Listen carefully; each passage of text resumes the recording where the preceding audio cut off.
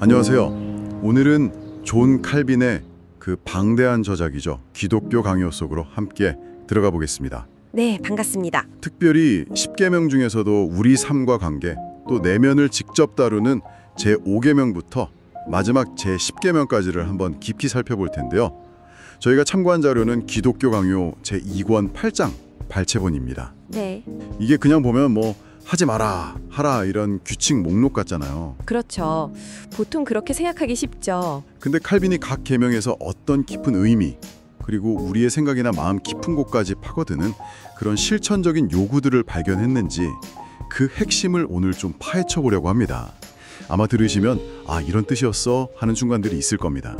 자, 시작해 볼까요? 네, 좋습니다. 이 계명들은 사실 단순한 금지 목록, 그걸 넘어서죠. 하나님과 이웃을 향한 아주 적극적인 사랑, 그리고 우리의 의무, 심지어는 그 마음의 가장 깊은 동기까지 다스리시는 하나님의 뜻이다. 뭐 이렇게 칼빈은 설명합니다. 아, 동기까지요? 네. 그래서 오늘 그 칼빈의 해석을 통해서 이 계명들이 우리 삶의 관계들, 또 내면 세계에 구체적으로 어떻게 적용되는지 그 원리들을 좀 깊이 탐색해 보면 좋겠습니다. 좋습니다. 그럼 바로 5번째 계명. 내 부모를 공경하라. 여기서부터 시작하죠. 이게 그냥 부모님께 잘해라, 뭐 이런 단순한 의미는 아닐 것 같아요. 그렇죠? 네. 네, 맞습니다. 훨씬 넓은 의미를 담고 있죠. 칼빈이 본 이 계명의 핵심은요, 하나님께서 세우신 그 권위의 질서 자체를 존중하라는 겁니다. 권위의 질서요? 네. 그러니까 부모님은 그 첫 번째 예시일 뿐이고요. 사실은 하나님께서 우리 위에 두신 모든 합법적인 권위자들 있잖아요. 예를 들면 뭐 통치자, 스승, 아니면 직장의 상사까지도 다 포함하는 그런 넓은 의미로 봐야 합니다. 와, 생각보다 범위가 훨씬 넓네요. 부모님만이 아니라 모든 합법적 권위. 그럼 그 공경이라는 말에는 구체적으로 어떤 태도들이 포함되는 걸까요? 칼빈은 크게 3가지를 이야기합니다. 첫째는 마음으로 존경하는 것, reverence고요. 둘째는 그들의 정당한 지시에 따르는 순종, obedience. 그리고 마지막은 그들을 통해 우리가 받은 유익에 대한 감사, gratitude입니다. 존경, 순종, 감사. 이 3가지군요. 네, 이 3가지가 다 합쳐질 때 진짜 공경이 이루어진다고 본 거죠. 근데 왜 하필 여러 권위 중에 부모를 딱 꼬집어서 대표로 내세웠을까요? 이게 인간 본성이 본능적으로 좀 복종을 싫어하는 경향이 있잖아요. 그렇죠. 좀 그렇죠. 그런데 부모와의 관계는 가장 자연스럽고 또 애정이 바탕이 된 관계니까 하나님께서 이 가장 받아들이기 쉬운 관계를 통해서 우리가 점차 다른 모든 정당한 권위에 순종하는 법을 배우도록 이끄신다. 이렇게 칼빈은 이해했습니다. 아, 훈련의 시작점이군요. 네. 그리고 아버지나 주인 같은 이런 칭호들은 원래 하나님께 속한 건데 하나님이 이 칭호를 인간 권위자들과 나누어 쓰게 하렸다는 거예요. 그 지위 안에 어떤 신적인 권위의 그림자가 있다는 걸 깨닫게 하시려는 의도라는 거죠. 여기서 진짜 현실적인 질문이 생기는데요. 만약에 그 권위자가 뭐 부모님이든 상사든 개인적으로 봤을 때 존경할 만한 사람이 아니면요. 그 사람의 부족함 때문에 공경하지 않아도 되는 걸까요? 아, 그게 참 어려운 문제죠. 근데 칼빈은 아주 단호하게 아니다라고 말합니다. 중요한 건 그 사람의 개인적인 자격이나 가치가 아니라는 거예요. 사람이 아니라요? 네, 하나님께서 그 지위 자체를 허락하셨다는 사실이 중요하다는 겁니다. 그 권위가 하나님의 섭리 아래 주어진 것이기 때문에 그 지위 자체에 대한 존경심으로 공경해야 한다는 거죠. 와, 이건 정말 쉽지 않은 요구인데요. 지위 자체를 존중하라. 그렇죠. 물론 이게 절대적인 맹종을 의미하는 건 아닙니다. 아주 중요한 한계선이 있어요. 아, 그게 바로 주 안에서 순종하라는 그 말씀이군요. 에베소서 6장 1절. 맞습니다. 정확해요. 모든 순종에는 바로 그 단서가 붙습니다. 만약 부모나 권위자가 명백하게 하나님의 법, 하나님의 뜻에 어긋나는 것을 명령한다면 그때는 그 명령을 따르지 않는 것이 오히려 진짜 순종이라는 겁니다. 아, 오히려요? 네. 왜냐하면 모든 인간의 권위는 하나님의 더 높은 권위에 의존하는 것이기 때문이죠. 하나님의 뜻을 거스르는 명령은 그 자체로 권위의 근거를 상실하게 되는 겁니다. 그렇군요. 권위의 근거가 하나님께 있으니까. 네. 그리고 이 계명에 붙은 약속 있잖아요.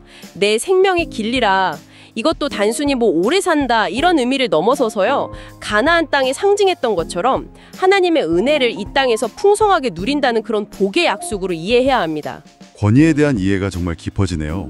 자, 그럼 다음 계명으로 넘어가 볼까요? 6번째 계명, 살인하지 말라. 이것도 뭐 당연히 사람 목숨 해치지 말라는 것 그 이상의 의미가 있겠죠. 그렇습니다. 이 계명의 아주 근본적인 이유는 하나님께서 모든 인류를 하나로 보시고 또 각 사람을 소중한 하나님의 형상으로 창조하셨다는 그 사실에 있습니다. 하나님의 형상. 네. 그리고 또 모든 사람은 결국 우리의 혈육이라는 그런 인식도 중요하고요. 그래서 이 계명은 단순히 살인이라는 행위 자체를 금하는 것을 넘어서서 모든 인간 생명의 존엄성을 지키라는 아주 적극적인 요구입니다. 적극적인 요구. 그럼 구체적으로 어디까지 포함될까요? 그냥 물리적인 살인 말고도요? 칼빈은 이 계명을 정말 넓게 봐요. 이웃의 생명을 해치는 모든 폭력, 상해는 당연히 포함되고요. 더 나아가서 마음속에 품는 분노, 증오, 적대감까지도 이 계명이 금하는 살인의 범주에 들어간다고 봅니다. 마음속의 분노나 증오까지도 살인이라고요? 네, 예수님께서도 직접 말씀하셨잖아요. 형제에게 노하는 자, 또 형제를 나가라 하거나 미련한 놈이라고 욕하는 자도 심판을 면치 못할 것이라고요. 마태복음 5장이죠. 아, 맞아요. 그리고 요한일서 3장 15절은 더 직접적으로 말하죠. 형제를 미워하는 것이 이미 살인하는 것이라고요. 이야, 정말 기준이 철저하네요. 마음속 미움까지 살인이라니. 그런데 여기서 더 나아가는 해석이 있다고요? 단순히 미워하지 않는 것 이상으로. 네, 바로 그게 정말 중요한 지점인데요. 칼빈은 이 계명이 소극적으로 해치지 말라는 금지를 넘어서 이웃의 생명과 안전을 적극적으로 보호하고 증진시킬 의무까지 포함한다고 강조합니다. 적극적으로 보호하고 증진시킬 의무요? 예를 들면 어떤 걸까요? 예를 들어서 어떤 사람이 위험에 처한 걸 봤는데 내가 도울 능력이 있는데도 그냥 외면하거나 방관하는 거예요. 이런 부작위에 의한 해악, 즉 마땅히 해야 할 일을 하지 않음으로써 결과적으로 해를 끼치는 것, 역시 이 계명을 어기는 것이 될 수 있다는 겁니다. 와, 그냥 보고 지나치는 것, 방관하는 것도 살인죄에 해당될 수 있다니. 이건 정말 우리 자신을 좀 돌아보게 만드는데요. 우리의 무관심이 누군가를 위험에 빠뜨릴 수 있다는 거네요. 그렇죠. 육체적인 생명뿐 아니라 영혼의 안전을 위해서도 우리가 할 수 있는 모든 노력을 다해야 한다는 요구까지 나아갑니다. 정말 깊습니다. 자, 다음 7번째 계명으로 넘어가죠. 간음하지 말라. 이건 이제 성적인 순결에 관한 계명으로 이해하면 될까요? 네, 맞습니다. 핵심은 하나님께서 순결과 정숙을 사랑하시니까 우리도 모든 종류의 성적인 더러움, 또 무절제를 멀리해야 한다는 것입니다. 이것 역시 단순히 외적인 간음 행위만을 금하는 것은 아니고요. 아, 그럼 이 계명도 역시 내면까지 파고드는 요구겠군요. 마음까지. 물론입니다. 칼빈은 이 계명이 음란한 생각, 또 탐욕스러운 눈빛, 외모를 과도하게 치장하거나 선정적으로 노출하는 것, 더러운 농담이나 말, 또 음탕한 몸짓 같은 것들 있잖아요. 네네. 이런 정숙과 순결을 해치는 모든 내면적, 외면적 요소를 다 금한다고 봅니다. 마음과 영혼, 몸 전체의 순결을 요구하는 거죠. 전체의 순결이요? 결혼 제도에 대해서는 어떻게 설명하고 있나요? 칼빈은 결혼을 하나님께서 인간의 연약함, 특히 성적인 유혹 앞에서 넘어지기 쉬운 그 연약함을 아시고 마련해 주신 합법적이고 또 복된 처방이라고 봤습니다. 처방이요? 재미있는 표현이네요. 네. 그렇기 때문에 결혼이라는 테두리를 벗어난 모든 성적 결합은 하나님 앞에서 저주받은 것이라고 강하게 말합니다. 그럼 독신으로 지내는 건 어떻게 보나요? 독신의 은사를 받은 사람은 그 은사로 순결을 지키는 것이 귀하다고 인정합니다. 하지만 모든 사람에게 그 은사가 주어지는 건 아니잖아요. 그렇죠. 그래서 절제할 수 없는, 즉 성적인 욕망 때문에 힘들어하는 사람은 결혼이라는 도움을 받아서 순결을 지키는 것이 하나님의 뜻에 더 부합한다고 설명합니다. 은사도 없는데 억지로 독신을 고집하는 것은 하나님과 다투는 것과 같다고까지 말해요. 각자의 부르심과 은사를 따르라는 거군요. 네, 맞습니다. 여기서 또 흥미로운 지적이 있더라고요. 칼빈이 결혼한 부부 사이의 관계에서도 어떤 절제가 필요하다고 강조했다면서요. 네, 바로 그 점입니다. 결혼했다고 해서 모든 것이 다 허용되는 건 아니라는 거죠. 부부관계 안에서도 너무 방종하거나 무절제한 유격으로 관계를 더럽혀서는 안 된다는 겁니다. 부부 사이에서도요? 네, 결혼의 그 존귀함, 그 영예에 걸맞은 어떤 절도와 단정함이 요구된다고 말합니다.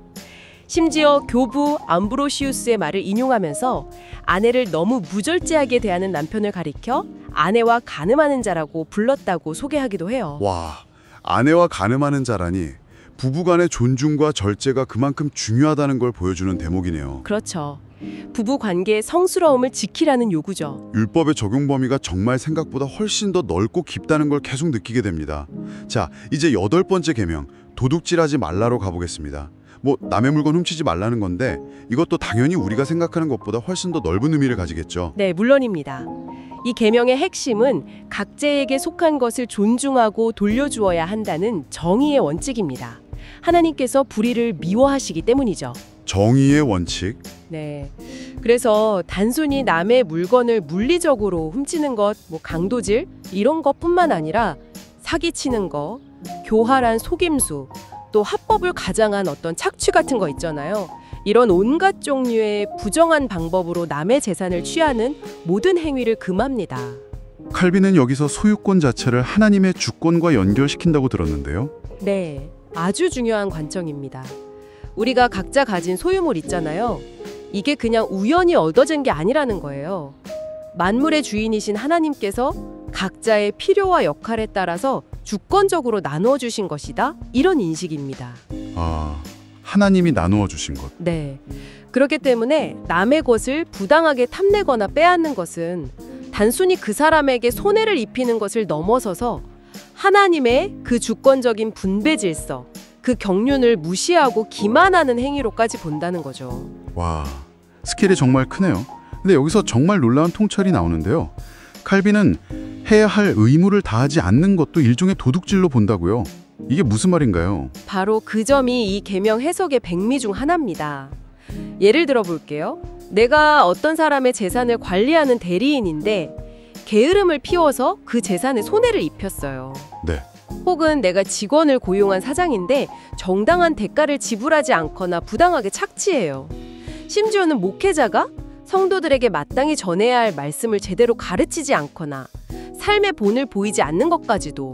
목회자까지요? 네, 이런 것들이 모두 하나님 앞에서는 일종의 도둑질에 해당한다는 겁니다. 왜냐하면 각자에게 주어진 역할과 책임을 다하지 않음으로써 다른 사람에게 마땅히 돌아가야 할 유익이나 권리를 가로채거나 침해하는 셈이 되기 때문이죠. 와, 이건 정말 충격적인데요.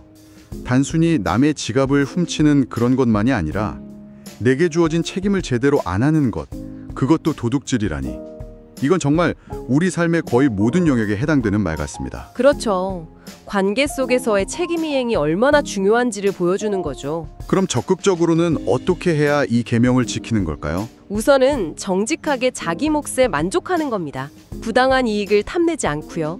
더 나아가서는 다른 사람들이 자신의 소유를 잘 지킬 수 있도록 적극적으로 돕고 또 어려움에 처한 이들의 필요를 돌아보고 채워주는 것까지 포함합니다. 돕는 것까지요? 네. 그리고 앞서 5계명에서 잠깐 언급했던 것처럼 사회의 모든 관계 속에서 서로에게 마땅히 해야 할 의무를 성실히 수행하는 것.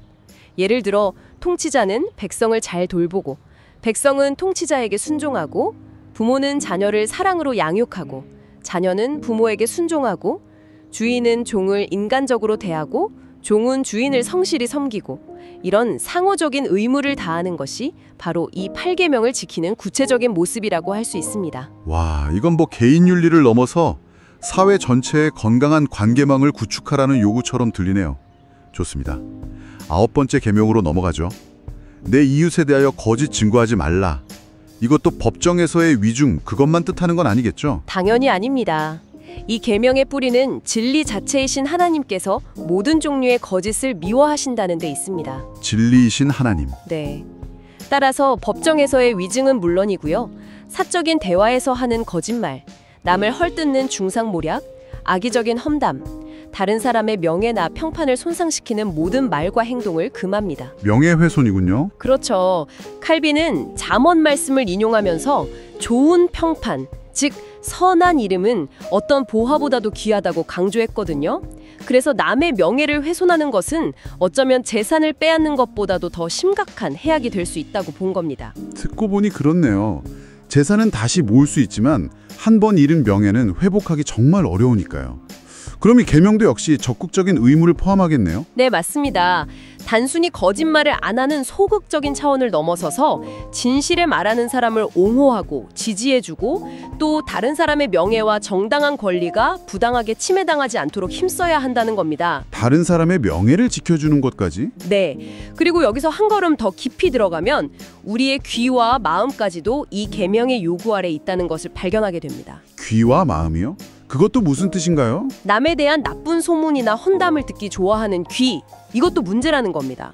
또 다른 사람의 말이나 행동을 항상 뭔가 부정적으로, 악의적으로 해석하고 판단하려는 그런 마음의 경향까지도 이 계명이 금지한다는 거죠. 아, 듣는 것과 생각하는 것까지요? 네. 심지어 재치 있는 척하면서 남에게 은근히 상처 주는 그런 신랄한 농담이나 비꼬는 말 같은 것도 여기에 포함된다고 봅니다. 와, 정말 촘촘하네요. 그래서 칼빈은 우리가 다른 사람의 말과 행동에 대해서 최대한 공평하고 너그럽게 해석하는 선의의 해석자가 되어야 한다고 강조합니다. 우리의 판단, 우리의 귀, 우리의 혀를 통해서 다른 사람의 명예가 온전히 지켜지도록 노력해야 한다는 거죠. 선의의 해석자. 기억해두어야 할 말이네요. 자, 드디어 마지막 10번째 계명입니다. 내 이웃의 집을 탐내지 말라. 근데 여기서 좀 궁금한 점이 생겨요. 네, 어떤 점이신가요? 아니, 앞선 계명들에서 이미 마음속 죄를 다루지 않았나요? 예를 들어 7계명에서 마음의 음욕도 간음이라고 했고 6계명에서는 마음의 미움도 살인이라고 했잖아요. 그런데 왜 굳이 마지막에 탐내지 말라는 계명이 또 필요했을까요? 이게 좀 중복되는 느낌도 들고요. 아주 예리하고 중요한 질문입니다. 실제로 많은 사람들이 바로 이 지점에서 좀 혼란스러워하죠. 왜 탐심 금지 계명이 따로 필요한가? 네네. 칼빈은 여기서 아주 핵심적인 구분을 제시합니다. 이게 좀 어려운 라틴어 개념이긴 한데 계획 또는 동의를 뜻하는 콘실리움과 그냥 탐심 또는 욕망 자체를 뜻하는 콘쿠피스켄티아를 구분해요. 콘실리움과 콘쿠피스켄티아. 네. 이전 계명들, 예를 들어 간음하지 말라는 계명은 마음속으로 음욕을 품고 저 사람과 간음하고 싶다 혹은 해야겠다고 어느 정도 의리적으로 계획하거나 동의하는 단계, 즉 콘실리움의 단계까지 금했다면 이 10번째 계명은 그보다 한 단계 더 깊이 들어간다는 겁니다. 한 단계 더 깊이요? 그건 어떤 의미죠? 구체적인 계획이나 어떤 실행 의지가 생기기도 전 단계예요.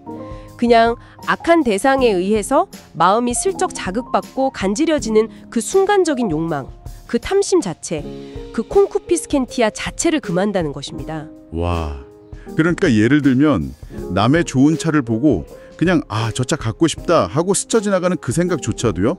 아직 훔칠 계획 같은 건 전혀 없는데도. 바로 그겁니다.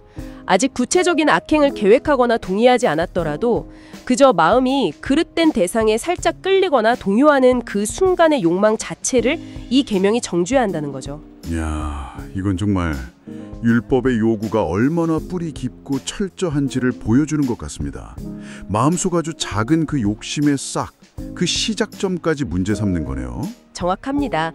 왜냐하면 하나님은 우리 영혼 전체가 우리의 모든 힘을 온전히 하나님과 이웃을 향한 사랑이라는 정서에 사로잡히기를 원하시기 때문이라는 거예요. 사랑으로 가득 차기를 원하시니까. 네, 그래서 그 사랑에 반하는 아주 작은 욕망의 움직임, 즉 탐심이 마음에 깃드는 것 자체를 용납하지 않으신다는 겁니다. 분노, 미움, 음욕, 탐욕, 거짓말하려는 의지만이 아니라 그런 쪽으로 마음이 살짝 끌리거나 자극받는 것 자체를 막으시는 거죠. 칼빈은 이 해석에 있어서 교부 아우구스티누스의 영향이 컸다고 직접 밝히기도 합니다. 그렇군요. 아우구스티누스. 네, 그래서 이 계명은 이웃의 집, 아내, 남종, 여종, 소, 나귀 할 것 없이 이웃에게 속한 그 어떤 것이든 부당하게 바라는 그 마음 자체를 포괄적으로 금지하는 겁니다. 칼빈은 그래서 이 계명을 아내 탐내는 거랑 재물 탐내는 거 두 개로 나누는 걸 반대하고 하나로 봐야 한다고 주장했죠. 결국 이 계명은 우리 마음 가장 깊은 곳의 그 순결함, 청결함을 요구하는 거군요. 그렇죠. 다른 사람의 소유가 우리 마음속 아주 작은 탐심에 의해서라도 더럽혀지지 않도록 온전히 보존하라는 적극적인 명령이기도 한 겁니다. 우리가 무엇을 생각하든 그게 항상 이웃의 선과 유익에 연결되어야 한다는 거죠. 자, 그럼 이제 10계명 후반부를 다 살펴봤는데요. 이 모든 계명들 나아가 율법 전체를 꿰뚫는 핵심 원리는 결국 무엇이라고 요약할 수 있을까요? 율법 전체의 목적은 한마디로 요약하면 사랑입니다. 하나님의 그 순결하심과 의로우심을 본받아서 우리의 삶 전체를 그 모습으로 빚어가는 것, 즉 하나님을 닮아가는 것이 최종 목표인데요. 하나님을 닮아가는 것. 네, 그리고 이것은 결국 두 가지 큰 계명으로 요약되죠. 첫째는 마음과 뜻과 힘을 다해서 하나님을 사랑하는 것. 그리고 둘째는 내 이웃을 내 자신과 같이 사랑하라는 것입니다. 그리고 칼빈은 특히 이 이웃 사랑이 하나님 사랑에서 자연스럽게 흘러나오는 결과라고 강조합니다. 순서가 있다는 거죠. 하나님 사랑이 먼저고 거기서 이웃 사랑이 나온다. 네, 그렇죠. 디모데전서 1장 5절 같은 곳에서도 그걸 보여주고요. 그런데 가끔 보면요. 성경에서 예수님이나 선지자들이 유독 이웃 사랑, 즉 십계명의 두 번째 돌판의 내용만을 강조하는 것처럼 보일 때가 있잖아요. 그 이유는 뭘까요? 그것도 칼빈이 설명을 하는데요. 하나님을 향한 경건, 즉 첫 번째 돌판의 내용은 주로 우리 마음의 문제이거나 아니면 종교적인 의식으로 나타나잖아요. 네, 그렇죠. 근데 마음은 다른 사람이 볼 수가 없고 종교 의식은 얼마든지 위선적으로 행할 수도 있다는 거예요. 하지만 이웃을 향한 진실한 사랑과 정의의 실천, 즉 두 번째 돌판의 요구는 우리 내면의 경건이 정말 진짜인지를 보여주는 가시적인 증거가 된다는 거죠. 속이기가 더 어려우니까. 네, 맞습니다. 그래서 진정한 신앙의 증거를 강조할 때 이웃사랑을 더 부각해서 말하는 경우가 있다는 설명입니다. 그렇군요. 그럼 내 이웃을 내 자신과 같이 사랑하라는 이 말씀에서 내 자신과 같이라는 부분은 어떻게 이해해야 할까요? 이게 혹시 자기 자신을 먼저 사랑해야 한다는 그런 긍정적인 자기애를 말하는 걸까요? 칼빈은 그 반대로 해석합니다. 인간은 이미 본성적으로 자기를 너무나 강렬하게 사랑하는 경향, 즉 자기의 셀프 러브가 있다는 거예요. 문제는 그 사랑이 너무 지나치다는 거죠. 이미 너무 강하다. 네. 그래서 이 계명은 그 자기애를 더 키우거나 긍정하라는 뜻이 아니라 우리가 이미 가지고 있는 그 강렬한 자기 사랑의 에너지와 관심을 이웃에게로 방향전환하라는 요구라고 봅니다. 방향전환이요? 네. 고린도전서 13장에서 말하는 것처럼 자기 유익을 구하지 않는 사랑, 바로 그거죠. 나 자신에게 쏟는 것과 똑같은 열정과 관심과 염려를 이웃에게도 베풀어야 한다는 뜻입니다. 여기서 이웃의 범위는 당연히 내 가족이나 친구, 아는 사람을 넘어서는 거고요. 어디까지인가요? 인류 전체, 심지어는 나에게 해를 끼친 원수까지도 포함한다고 봐야 합니다. 선한 사마리아인의 비유가 그걸 보여주죠. 우리는 그 사람 자체를 보기보다 그 사람 안에 있는 하나님의 형상을 보고 하나님 안에서 모든 사람을 대해야 한다는 겁니다. 원수까지 사랑하라는 말씀과 연결되는군요. 정말 듣고 보니 칼빈이 해석하는 율법의 기준이 상상 이상으로 높고 철저하다는 것을 다시 한번 느끼게 됩니다. 그렇죠. 인간의 힘으로는 도저히 다 지킬 수 없을 것 같은 그런 기준이죠. 맞아요. 그런데 당시에 이런 높은 기준을 좀 현실적으로 낮추려고 했던 그런 해석들도 있었던 모양이에요. 칼빈이 특히 강하게 비판했던 그 스콜라 신학의 해석에 대해서도 좀 짚어주시죠. 네, 중세 후기와 칼빈 시대에 큰 영향을 미쳤던 스콜라 신학자들의 율법 해석에 대해 칼빈은 아주 비판적이었습니다. 이게 성경의 본뜻을 심각하게 왜곡하고 약화시킨다고 본 건데요. 크게 두 가지 중요한 지점을 비판합니다. 네, 첫 번째는 뭐였죠? 첫째는 율법의 어떤 명령들을 계명, 프리셉트과 권고, 카운슬도 구분한 것입니다. 계명과 권고 어떻게 다른 건가요? 스콜라주의자들은 예를 들어서 원수를 사랑하라거나 가난한 자에게 내 소유를 나눠주라 같은 좀 지키기 어려워 보이는 명령들을 모든 신자가 반드시 따라야 할 의무적인 계명이 아니라 좀 더 높은 수준의 완벽함을 추구하는 특별한 사람들, 주로 수도사들에게만 해당되는 선택적인 권고사항으로 격화시켰다는 거예요. 모두가 지킬 필요는 없고 원하는 사람만 더 열심히 하라 하는 식으로요? 그렇죠. 하지만 칼빈은 이걸 아주 강하게 비판합니다. 이건 하나님의 영원하고 보편적인 법의 요구를 특정 집단에게만 국한시키려는 아주 위험한 시도라고 봤습니다. 왜 위험하다고 봤을까요? 원수사랑 같은 명령은 신약시대에 갑자기 등장한 어떤 특별한 권고가 아니라 이미 구약에서도 명백하게 요구되었던 하나님의 계명이었고 잠언 25장, 출애굽기 23장 등 따라서 모든 시대의 모든 신자에게 주어진 보편적인 의무라는 겁니다. 모든 신자의 의무다. 네, 우리가 은혜의 법 아래 있다는 것이 율법의 요구가 낮아졌다는 뜻이 아니라 오히려 성령 하나님의 도우심과 능력으로 그 높은 요구를 기쁘게 지킬 힘을 얻게 되었다는 의미라고 강조했습니다.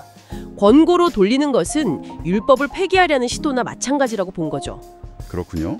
그럼 두 번째 비판점은 뭐였나요? 죄를 나누는 문제였죠. 네, 맞습니다. 스콜라주의자들은 죄를 크게 두 종류로 나누는 경향이 있었습니다. 하나는 용서받을 수 있는 가벼운 죄, 라틴어로는 베니알신, 우리말로는 보통 소죄라고 번역하고요. 다른 하나는 영적인 죽음을 초래하는 심각한 죄, 모탈신, 즉 대죄입니다. 소죄와 대죄. 네. 예를 들어서 아까 우리가 얘기했던 10번째 계명이 금하는 거 있잖아요. 어떤 의지적인 동의나 계획 없이 그냥 스쳐 지나가는 순간적인 탐심 같은 거. 이런 것들을 스콜라주의자들은 소죄, 즉 비교적 가볍고 용서받을 수 있는 죄로 취급하는 경향이 있었다는 겁니다. 칼빈은 이 구분 자체를 거부했군요. 네, 아주 단호하게 거부합니다. 칼빈의 핵심 주장은 이겁니다. 하나님의 법을 아주 조금이라도 어기는 것은 그것이 겉으로 보기에 아무리 사소해 보일지라도 본질적으로는 하나님의 무한하신 주권과 거룩하심을 침해하는 지극히 심각한 행위라는 겁니다. 아무리 작은 죄라도 본질은 심각하다. 그렇죠. 로마서 6장 23절에서 모든 죄의 싹은 사망이라고 말하는 것처럼 어떤 죄든 그 자체의 본성으로 따지면 우리를 죽음에 이르게 하는 죽을 죄, 즉 대죄라는 것이죠. 그럼 소죄라는 건 없다는 건가요? 소죄, 대죄라는 구분이 인위적이라는 겁니다. 죄가 용서받을 수 있는 이유는 그 죄 자체가 뭐 가볍거나 용서받을 만해서가 아니라는 거예요. 오직 하나님의 측량할 수 없는 자비와 우리 주 예수 그리스도의 대속이라는 은혜 때문에 용서받는 것뿐이다. 이 점을 아주 강력하게 강조합니다. 죄의 경중을 따지면서 스스로를 안심시키려 하기보다는 모든 죄 앞에서 하나님의 자비하심을 구해야 한다는 거죠. 와, 정말 자비와 은혜가 아니면 소망이 없다는 말이네요. 오늘 우리는 10계명의 후반부 5계명부터 10계명까지를 통해서 칼빈이 제시하는 율법의 그 깊고도 철저한 요구를 함께 살펴보았습니다. 단순히 겉으로 드러나는 행동규범을 넘어서 우리 마음 가장 깊은 곳의 동기, 심지어 스쳐 지나가는 아주 작은 욕망까지도 하나님의 사랑의 법 아래에 있다는 것을 알게 되었네요. 어휴, 정말 숨막힐 정도로 높은 기준이다. 이런 생각도 듭니다. 네, 그렇습니다. 율법은 우리 삶의 모든 영역이죠. 생각, 말, 행동, 내면과 외면 모두에서 하나님 사랑과 이웃 사랑을 온전히 100% 실천하라고 요구하는 그런 전인격적인 기준입니다. 그리고 이 완전하고 거룩한 기준 앞에 딱 서게 될 때 우리는 필연적으로 우리 자신의 한계, 연약함, 그리고 그 기준에 도저히 미치지 못하는 우리의 죄성을 깊이 깨달을 수밖에 없게 되는 거죠. 네, 정말 그렇죠. 마지막으로 오늘 이 내용을 들으신 철주자 여러분께 이런 질문을 한번 던져보면서 마무리할까 합니다.